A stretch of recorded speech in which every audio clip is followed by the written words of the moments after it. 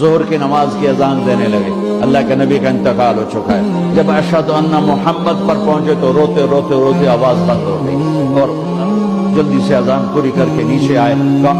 آج کے بعد قسم اٹھاتا ہوں اذان نہیں دوں گا، میرا نبی نہیں ہے تو اذان بھی نہیں ہے۔ اور حضرت ابوبکر سے اجازت لے کر جب وہ خلیفہ بن گئے، جہاد پہ چلے گئے، 6 مہینے تک آئے نہیں۔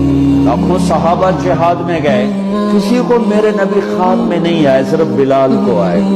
بلال یہ کیا بے وفائی، ہم سے ملنا ہی چھوڑ دیا، ہمارے پاس آنا ہی چھوڑ دیا۔